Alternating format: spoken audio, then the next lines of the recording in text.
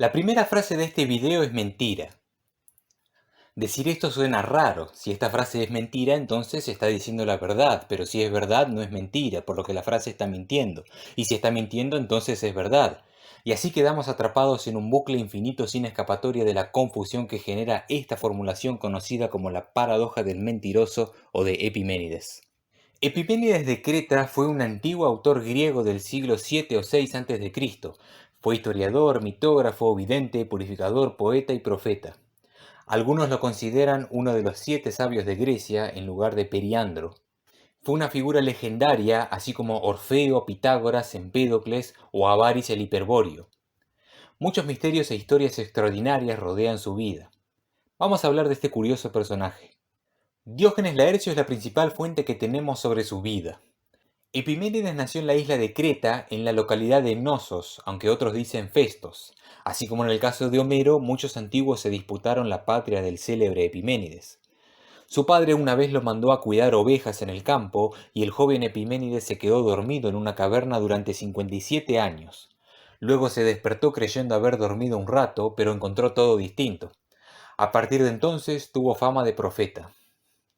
Esta anécdota en realidad podría significar que Epiménides tuvo una extensa carrera religiosa y quizás recibía revelaciones divinas durante el sueño. En la antigüedad, en algunas cavernas operaba un oráculo. Particularmente los cretenses eran buenos en la interpretación de sueños. Hasta donde sabemos, Epiménides fue un sacerdote y adivino y fue asociado con una famosa caverna en Creta, la de Dicte o Psicro, en donde tradicionalmente se dice que nació Zeus.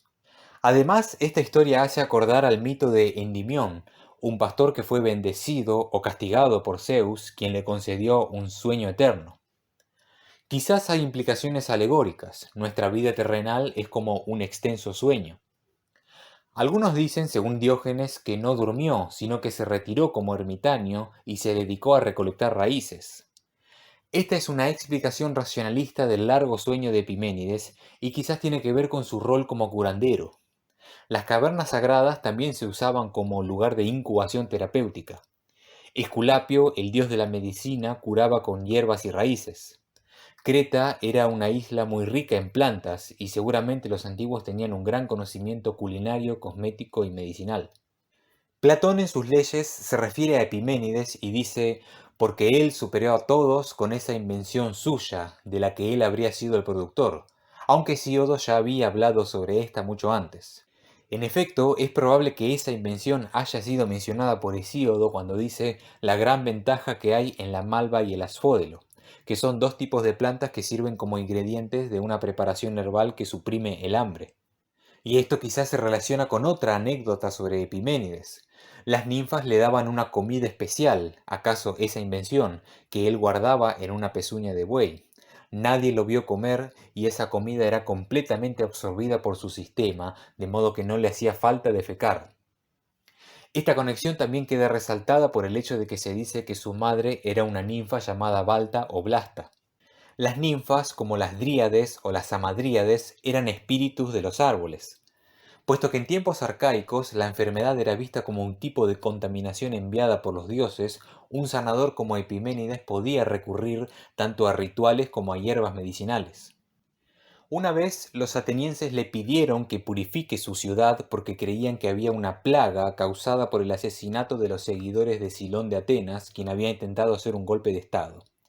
El rito de purificación consistió en traer un grupo de ovejas, blancas y negras, dejarlas andar por el monte y marcar el lugar donde se recostasen para hacer un sacrificio a la divinidad local. Y así la ciudad fue saneada de la peste. Epiménides no aceptó el dinero que le ofrecieron como paga, sino que se conformó con una rama de olivo sagrada y estableció una alianza entre Creta y Atenas.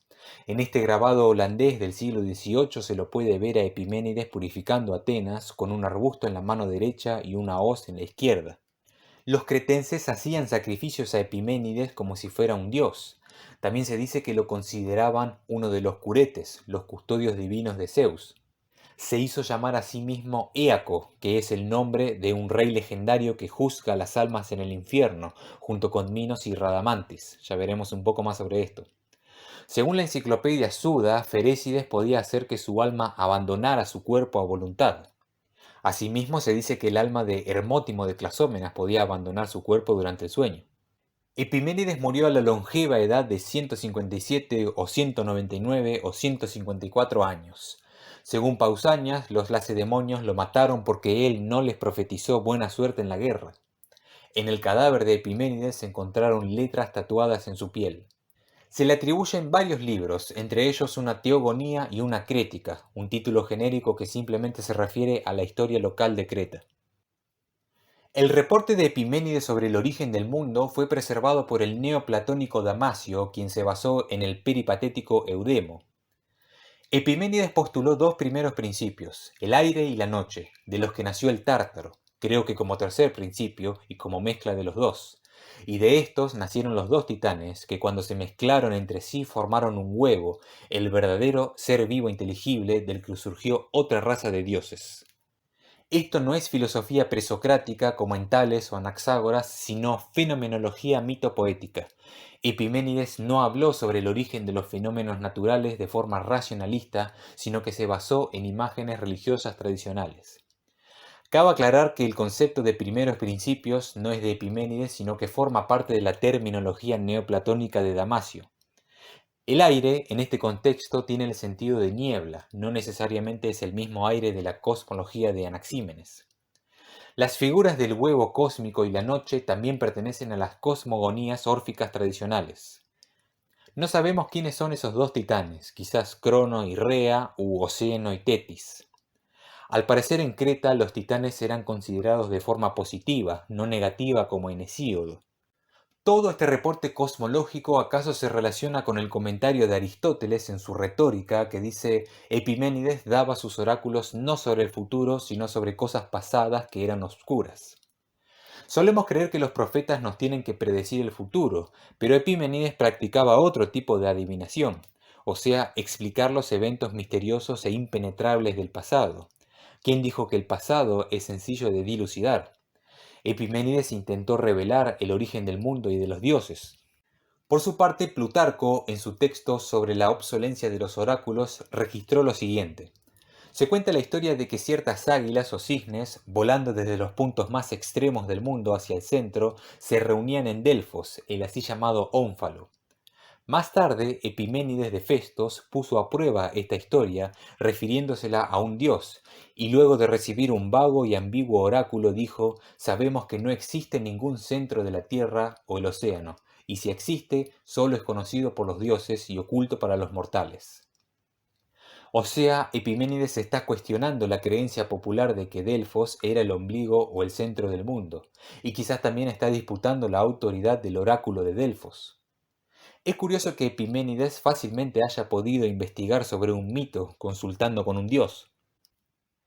Claudio Eliano, en su libro sobre las características de los animales, ha preservado un extraño fragmento de Epiménides.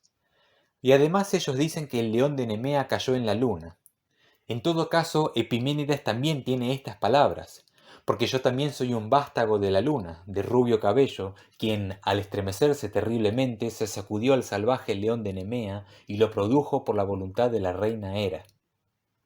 Otro nombre para la luna era la diosa Selene, y Epiménides se considera un descendiente genealógico de la luna. El fragmento parece estar describiendo un terremoto lunar a partir del cual el león cayó a la tierra, o acaso más bien un sacudimiento de alas o algo por el estilo por parte de Selene, quien engendró al león. Además, Epiménides quizás está describiendo sus encarnaciones pasadas. El alma abandonó la forma de león luego de haber sido asesinado por Hércules y después en algún momento ingresó en un cuerpo humano. De modo que hay una conexión entre Epiménides y Pitágoras, quien sostenía la doctrina de la transmigración de las almas y podía recordar sus vidas anteriores. Empédocles a su vez también recordó que fue un muchacho, una muchacha, un arbusto y un pez. Entonces, ¿acaso no fue que Epiménides se hizo llamar a sí mismo Éaco, como dijimos recién, sino que su alma alguna vez se encarnó en Éaco, hijo de Zeus? No sabemos cuántas veces más encarnó antes de nacer como Epiménides. Su frase más famosa, los cretenses son siempre mentirosos, aparece originalmente en el himno a Zeus de Calímaco, el poeta del siglo III a.C. Si ponemos la frase en contexto, Calímaco ataca a los cretenses por su supuesta creencia de que el dios Zeus es mortal y está enterrado en una tumba. Sin embargo, como sabemos, para los cretenses Zeus forma parte de un ciclo de vegetación, es decir, desciende a las profundidades de la tierra y luego renace todos los años, trayendo la revitalización de la naturaleza. Entonces Zeus cada tanto está temporalmente enterrado, presumiblemente gobierna el inframundo como deidad subterránea, pero no es un dios muerto, sino que es inmortal, y Epiménides como sacerdote de Creta lo sabía muy bien. Más tarde, Pablo de Tarso el apóstol menciona la frase en su carta a Tito, bajo la forma de los cretenses siempre mentirosos, malas bestias, vientres perezosos.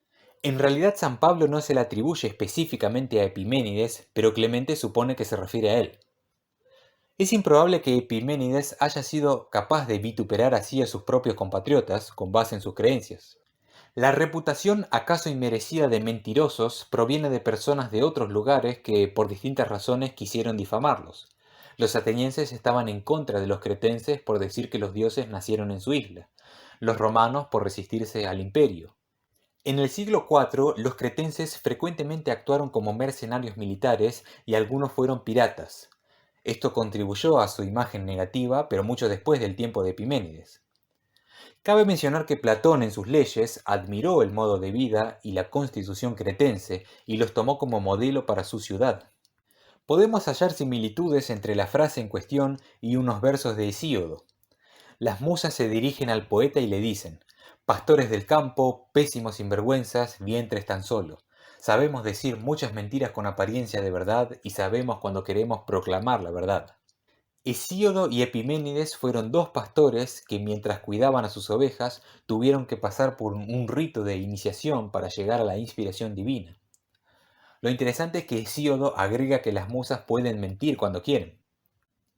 Por otra parte, es válido pensar que la frase todos los cretenses son mentirosos no es necesariamente un agravio en contra de un grupo particular de personas, sino que es expresada desde el punto de vista de un dios, o por lo menos de alguien divinamente inspirado, como un oráculo. Epiménides no está hablando por sí mismo, sino que reproduce las palabras de los dioses, lo que implica que todos los seres humanos debemos ser conscientes de nuestras propias limitaciones para obtener conocimiento. Todos los hombres, no solo los cretenses, nos preocupamos por asuntos egoístas, efímeros y salvajes antes de seguir el camino de la verdad. En este sentido, Epiménides sigue la línea didáctica de la obra Los trabajos y los días de Hesíodo, y en su calidad de sacerdote y oráculo nos está intentando dar una guía práctica para la vida. Quiere que nos resguardemos de los que vienen con palabras dulces y nos aseguran una vía sólida para el saber. La paradoja del mentiroso no tiene nada que ver con el contexto del que estuvimos hablando hasta recién. La intención de Epiménides no era formular una paradoja, y como vimos, la cuestión es que es posible que la frase todos los cretenses son mentirosos no sea de un mortal, sino de un dios comunicándose a través de un oráculo.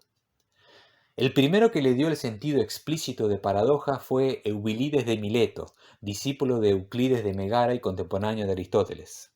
La paradoja resultaría del hecho de que si Epiménides dice que todos los cretenses son mentirosos y Epiménides es cretense, entonces está mintiendo, por lo que no todos los cretenses son mentirosos y así sucesivamente.